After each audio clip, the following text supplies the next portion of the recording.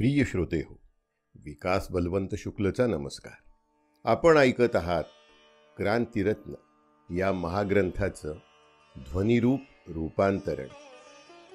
या ग्रंथाची मूळ संकल्पना सौभाग्यवती प्रेरणा राजेश खवले यांची असून श्रीयुत राजेश खवले, श्रीयुत विश्वनाथ शेगावकर, श्रीयुत प्रकाश अंधारे, श्रीयुत अशोक गेडाम, श्रीयुत विजय लोखंडे, श्रीयुत राहुल तायडे, श्रीयुत अतुल दोड, श्रीयुत प्रताप वाघमारे, श्रीयुत विनय गोसावी या निर्मिती मंडळाची ही निर्मिती आहे. या ग्रंथाच्या मुख्य संपादिका आहेत डॉक्टर सौभाग्यवती पुष्पाताई तायडे.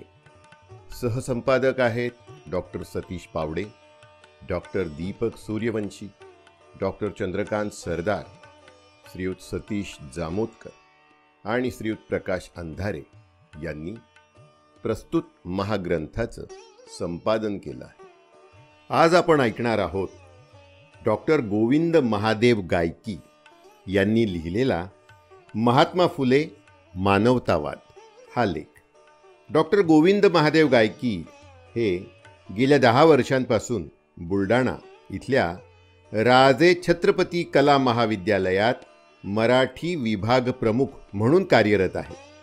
प्रभारी प्राचार्य म्हणून त्यांना 10 वर्षांचा अनुभव आहे. राज्य, राष्ट्रीय आणि आंतरराष्ट्रीय पातळीवर निबंध आणि कवितांचं त्यांनी सादरीकरण केलं आहे. आदिवासी लोकगीतांचे अंतर्वेद या त्यांच्या पुस्तकाला अनेक पुरस्कार प्राप्त झाले आहेत. आसूड, जीत आणि सरकती या चित्रपटांसाठी त्यांनी गीतलेखनसुद्धा केलं आहे. महाराष्ट्र राज्य पाठ्यपुस्तक निर्मिती आणि अभ्यासक्रम संशोधन मंडळाच्या मराठी भाषा कार्यगटावर ते सदस्य आहेत. इयत्ता 3री, 4थी आणि 5वीच्या बालभारती, कुमार भारती या पुस्तकांच्या संपादनात त्यांचा सहभाग आहे. सोलापूर इथे झालेल्या 79व्या अखिल भारतीय साहित्य संमेलनात निमंत्रित कवी म्हणून ते सहभागी होते. दूरदर्शनच्या सह्याद्री वाहिनीवरच्या साहित्य संमेलन, स्वरूप, अपेक्षा आणि वास्तव या विषयावरच्या महाचर्चा या कार्यक्रमात सुद्धा ते सहभागी होते. ETV मराठी वाहिनीवरच्या साहित्य दरबार या कार्यक्रमात सुद्धा ते सहभागी होते. पुणे फेस्टिवलमध्ये त्यांनी काव्यवाचन केलं.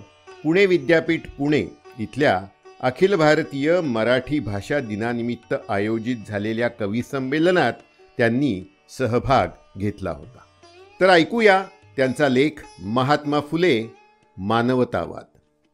भारतीय सामाजिक रचनेत वर्ण आणि जात ही विचारवंतांचं सामाजिक मूल्यमापन करणारी व्यवस्था आहे, तर साहित्यशास्त्र हे त्यांच्या कलाकृतींचं मूल्यमापन करणारी यंत्रणा आहे.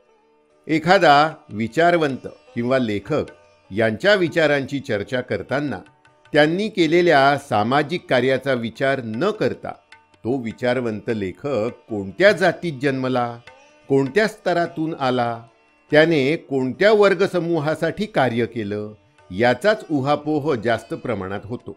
त्यामुळे तो विचारवंत एका चौकटीत बंदिस्त केला जातो. गैरसमज निर्माण होऊन इतरांचा त्याच्याकडे पाहण्याचा दृष्टिकोन संकुचित बनतो. संपूर्ण मानवजातीचा विचार करणारे महात्मा फुले फक्त बहुजनांचेच शिल्पकार कसे होऊ शकतात?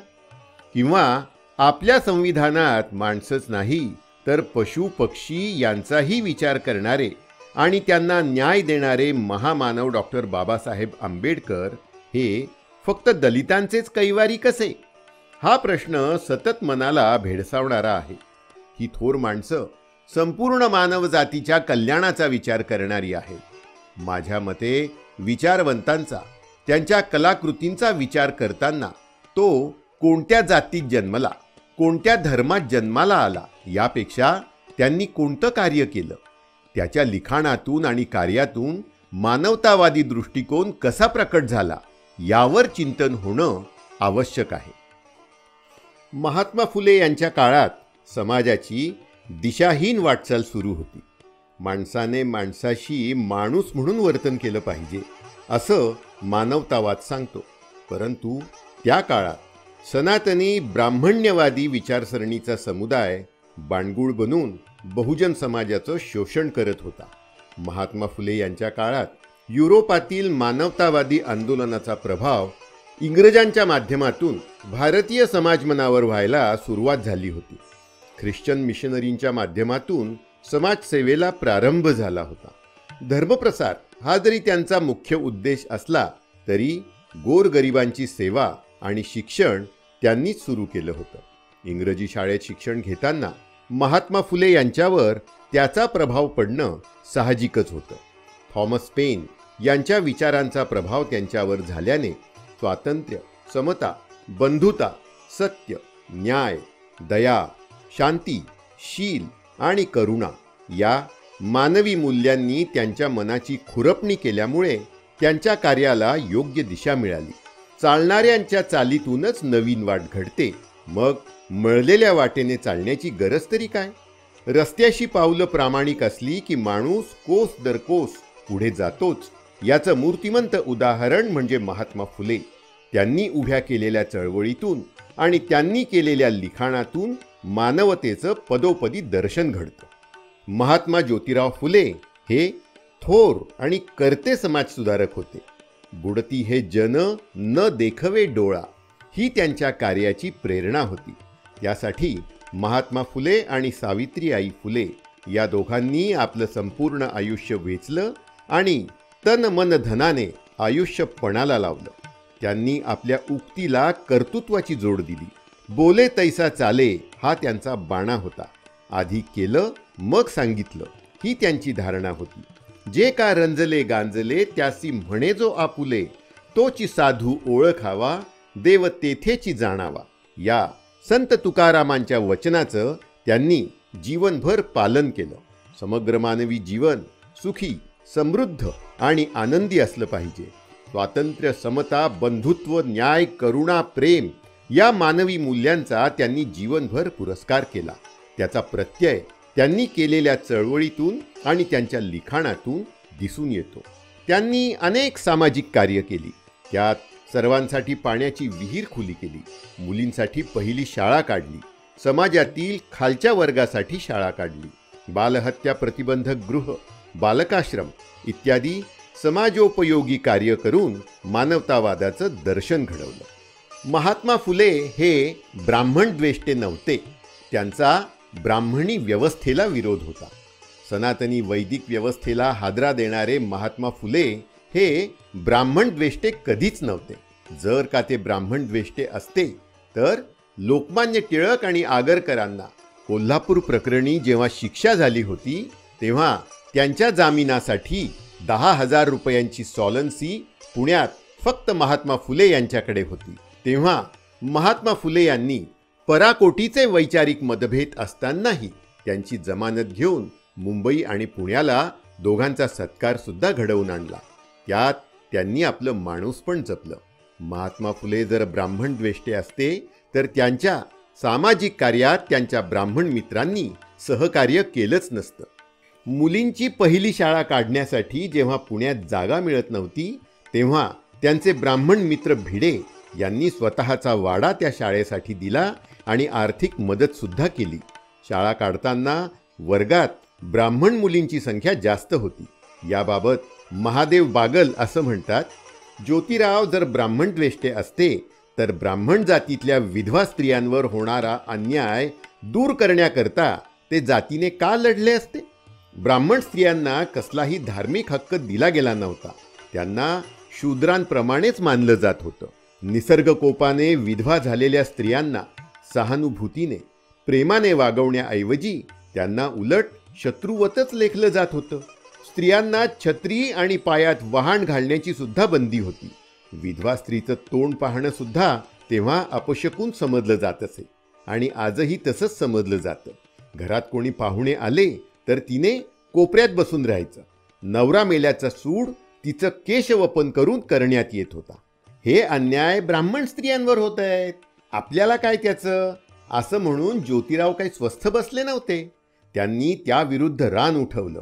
न्हाव्यांमध्ये प्रचार करून त्यांनाच केशवपन करायचं नाही म्हणून तयार केलं.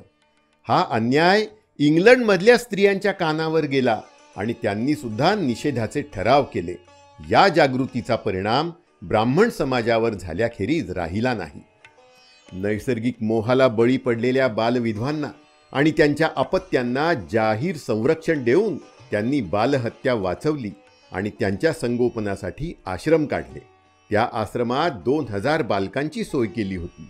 2 वर्षांपासून ते 12 वर्षांपर्यंतची मुलं तिथे पोसली जात होती. स्त्रियांना शिक्षण मिळाल्याखेरीज देश शिक्षित आणि सुसंस्कृत होणार नाही, कुटुंबाची सुधारणा होणार नाही, हे जाणून स्त्रियांना शिक्षण देण्याकरता ज्योतिरावांनी शाळा काढली. महात्मा फुले यांनी स्थापन केलेल्या बालहत्या प्रतिबंधक गृहात 35 स्त्रियांनी बाळांना जन्म दिला. त्या 35च्या 35 स्त्रिया या ब्राह्मण होत्या. ब्राह्मण विधवेच्या पोटी जन्माला आलेल्या यशवंताला महात्मा फुले यांनी दत्तक घेतलं. अशी वैश्विक मानवतेची भूमिका महात्मा फुलेंची होती. महात्मा फुले यांचा लढा हा शोषणत्रयींविरुद्ध दिसून येतो. पुरोहितशाही धार्मिक शोषण करत असे, तर नोकरशाही प्रशासनाच्या माध्यमातून शोषण करत असे. त्याचप्रमाणे शेतकऱ्यांचं आर्थिक शोषण सावकार लोक करत. या शोषणामध्ये ब्राह्मण्यवादी लोक होते. महात्मा फुले यांनी आपल्या लिखाणाच्या माध्यमातून बहुजन समाजाला नवीन दिशा देण्याचं काम केलं. त्यांनी लिहिलेले तृतीय रत्न हे नाटक, गुलामगिरी, ब्राह्मणांचं कसब, शेतकऱ्याचा आसूड, इशारा, सत्सार, सार्वजनिक सत्यधर्म ही पुस्तकं, अखंड इत्यादी काव्यरचना या त्यांच्या साहित्यातून त्यांनी समाजव्यवस्थेवर कठोर प्रहार केले आहेत. समाजाला जर या व्यवस्थेतून बाहेर काढायचं असेल तर शिक्षणाशिवाय पर्याय नाही.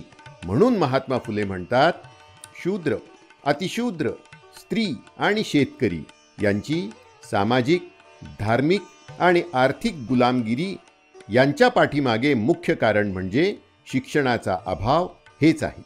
आपल्या काव्यरचनेत शिक्षणाचं महत्त्व स्पष्ट करताना ते म्हणतात, विद्येविना मती गेली, मतीविना नीती गेली, नीतीविना गती गेली, गतीविना वित्त गेलं, वित्ताविना शूद्र खचले, इतके अनर्थ एका अविद्येने केले. शिक्षण हे वाघिणीचं दूध आहे आणि ते पिल्याशिवाय बहुजन समाज गुरगुरणार नाही याची महात्मा फुले यांना जाणीव होती. म्हणून शासनाने स्त्रियांना आणि बहुजन समाजाला शिक्षण द्यावं यासाठी त्यांनी अथक प्रयत्न केले. मेजर कँडी यांच्या अध्यक्षतेखाली झालेल्या समारंभात महात्मा फुले म्हणाले की महार, मांग, चांभार हे या देशात फार असून ते अगदी नीचावस्थेत आहेत. हे पाहून ईश्वराच्या प्रेरणेने माझ्या मनात अशी इच्छा उत्पन्न झाली की त्यांना सुशिक्षित करण्यासाठी काहीतरी उपाय योजावा. ज्योतिरावांचे त्यांच्या ब्राह्मण मित्रांसोबत शिकवण्यावरून नेहमीच वाद होत असत. महात्मा फुले म्हणतात, जेव्हा मी त्या शाळांमध्ये भटांच्या पूर्वजांच्या कृत्रिम पुस्तकातल्या लबाड्या उघड्या करून मुलांना दाखवू लागलो, तेव्हा त्यांचा माझा आतल्या आत बोलण्या चालण्यामध्ये बेबनाव होऊ लागला. त्यांच्या म्हणण्याचा कल असा दिसून आला की या अतिशूद्रांच्या मुलांना विद्या मुळीच देऊ नये. जर कदाचित त्यांना शिकवणंच भाग पडलं तर त्यांची साधारण अक्षर ओळख तेवढी करून द्यावी. माझं म्हणणं असं होतं की त्यांना चांगल्या प्रतीची विद्या देऊन तीचपासून त्याला आपलं बरं वाईट समजण्याची शक्ती यायला पाहिजे. या समाजात आमूलाग्र बदल घडवायचा असेल तर शिक्षणाशिवाय तरणोपाय नाही, हे महात्मा फुले यांनी ओळखलं होतं. तरच बहुजन समाजाची सामाजिक, आर्थिक, धार्मिक गुलामगिरीतून मुक्तता होईल असं स्वप्न महात्मा फुले यांनी पाहिलं होतं. आम्ही मात्र महात्मा फुले यांचा विश्वास अगदी फोल ठरवला आहे. अजूनही शोषण थांबलेलं नसून दिवसेंदिवस जातीयवाद वाढतच आहे. शेतकरी सावकारी पाशात अडकून आत्महत्या करतो आहे. शासन दरबारातील झारीतले शुक्राचार्य गोरगरिबांपर्यंत आर्थिक मदत मिळू देत नाही. आज पुन्हा महात्मा फुले यांच्या विचारांची गरज या समाजाला आहे. मुंबईतल्या गिरण्यांमध्ये काम करणाऱ्या कामगार वर्गात त्यांनी चळवळ बांधली. त्यांचे अनुयायी नारायण मेघाजी लोखंडे यांनी कामगारांची संघटना उभी केली. पूर्वी कामगारांना 16-16 तास काम करावं लागत असे. महिलांना सुद्धा अवजड कामं करावी लागत. परंतु नारायण लोखंडे यांनी कामगारांचा संप घडवून आणला. त्यामुळे कामाचे तास कमी झाले, रविवारची सुट्टी मिळाली आणि कामगारांना न्याय मिळवून दिला. दुष्काळाच्या काळात महात्मा फुले यांनी अन्नसत्र चालवलं. दुष्काळ इतका भयंकर होता की लोक आपली मुलं बाळं रस्त्यावर सोडून देत असत. त्यावेळी महात्मा फुले यांनी आपल्याजवळची सारी जमापुंजी काढून अन्नसत्र चालवलं आणि गोरगरिबांचे प्राण वाचवले. दुष्काळात दररोज 2 ते 3 हजार लोक महात्मा फुले यांच्याकडे जेवण करीत. पेशव्यांनी मात्र ब्राह्मण वर्गाचीच जेवणाची सोय केली होती. इतरांना वाऱ्यावर सोडलं होतं. यावरून महात्मा फुले यांच्या मानवतेचं दर्शन घडतं. महात्मा फुले यांचा सत्यधर्म. महात्मा फुले यांच्या काळात परिवर्तनाचे वारे वाहू लागले. परमहंस सभेतून 2 समाज निर्माण झाले. त्यात प्रार्थना समाज आणि सत्यशोधक समाज हे मानवतेच्या पायावर उभे राहिले. परंतु प्रार्थना समाजात सुशिक्षित लोकांचाच भरणा अधिक होता. नोकरदार वर्ग होता. फावल्या वेळातच ते समाजकार्य करत. त्यांचं कार्य फक्त शहरांपुरतंच मर्यादित राहिलं. महात्मा फुले यांच्या सत्यशोधक समाजाचा केंद्रबिंदू हा तळागाळातला माणूस होता आणि ग्रामीण भागापर्यंत त्यांचं कार्य होतं. याबाबत गमबा सरदार असं म्हणतात, शूद्रातिशूद्रांची स्थिती सुधारायची असेल तर फुटकळ सुधारणांवर विसंबून न राहता मूलगामी समाज परिवर्तनासाठी झटलं पाहिजे. नुसत्या 4 शाळा चालवून काय होणार? सगळ्या कष्टकरी समाजालाच हर प्रयत्नाने जाग आणली पाहिजे. आपल्या मानवी अधिकारांची आवश्यकता त्यांना पटवून देऊन ते प्राप्त करून घेण्यासाठी संघटितपणे झगडण्यासाठी त्यांना प्रवृत्त केलं पाहिजे. यासाठी त्यांना एक स्वतंत्र संघर्षप्रवण संस्थेची गरज आहे हे लक्षात घेऊन ज्योतिरावांनी सत्यशोधक समाजाची स्थापना केली. तेव्हापासून त्यांच्या सार्वजनिक जीवनातला दुसरा कालखंड अधिक प्रभावीपणे सुरू झाला. धार्मिक आणि सामाजिक गुलामगिरी समूळ नष्ट करणं हे सत्यशोधक समाजाचं मुख्य उद्दिष्ट होतं. ब्राह्मण भट, जोशी, उपाध्ये इत्यादी लोकांच्या दास्यत्वातून शूद्र लोकांना मुक्त करण्याकरता आणि आपल्या मतलबी ग्रंथांच्या आधारे आज हजारो वर्ष ते शूद्र लोकांना नीच मानून गफलतीने लुटत आले आहेत. यास्तव सदुपदेश आणि विद्येद्वारे त्यांना वास्तविक अधिकार समजून देण्याकरता, म्हणजे धर्म आणि व्यवहारासंबंधी ब्राह्मणांच्या बनावट आणि कार्यसाधक ग्रंथांपासून त्यांना मुक्त करण्याकरता काही सुज्ञ शूद्र मंडळींनी हा समाज दिनांक 24 सप्टेंबर 1873 रोजी स्थापन केला. सार्वजनिक सत्यधर्म या पुस्तकात माणूस हा केंद्रबिंदू ठेवून धर्मविषयक विचार त्यांनी मांडले. हिंदू धर्मातले जप, तप, तीर्थयात्रा, व्रतवैकल्य इत्यादी कर्मकांडातला फोलपणा त्यांनी निर्भीडपणे दाखवून दिला. निर्मिक आणि भक्तांमध्ये कोणाचीही मध्यस्थी नको. महात्मा फुले यांनी हिंदू धर्मातील प्रतीकं नाकारताना छत्रपती शिवरायांच्या समाधीचा शोध घेऊन बहुजन समाजात चैतन्य निर्माण करण्यासाठी शिवजयंतीची सुरुवात केली. महात्मा फुले यांनी आपल्या अखंडांमध्ये विश्वबंधुत्वाची भावना मांडली. ते म्हणतात, जगा माझी धर्म अगणित होती, लढाया खेळती रेड्यापरी. रेडे धरणारे प्राणास मुक्ती, कित्येक म्हणती स्वर्गी गेले. कोणी म्हणे सर्व मार्टर झाले. मार्टर हा इंग्रजी शब्द आहे. त्याचा बघा किती खुबीने महात्मा फुल्यांनी वापर केला आहे. मार्टर म्हणजे हुतात्मा किंवा शहीद. कोणी म्हणे सर्व मार्टर झाले, जन्नतीस गेले कोणी म्हणे. सद्विवेकाविण सर्व भांबावले, रक्तपाती झाले ज्योती म्हणे. महात्मा फुले यांच्या समग्र जीवनाचा विचार केला असता ते एक युगपुरुष होते. त्यांचं भौतिकवादी मन होतं आणि इहवादी विचारसरणी होती. त्यांच्या कार्यातून, त्यांच्या लिखाणातून पदोपदी मानवतावादाचे झरे पाझरताना दिसतात. सत्यवर्तनावर त्यांची श्रद्धा होती. सत्याची कास धरल्याशिवाय मानवी जीवन सुखी होणार नाही असं ते सांगत.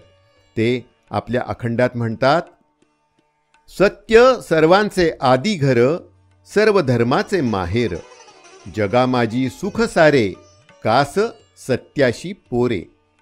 संत साहित्यातून त्यांनी मानवतेची प्रेरणा घेऊन छत्रपती शिवाजी महाराजांना प्रतीक मानून मानवतेच्या कार्याची मुहूर्तमेढ रोवली.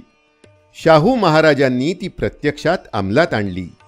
गाडगेबाबांनी तिचा प्रसार केला, तर डॉक्टर बाबासाहेब आंबेडकरांनी संविधानात मांडून तिला भारतीय समाज जीवनाचा अविभाज्य भाग केला.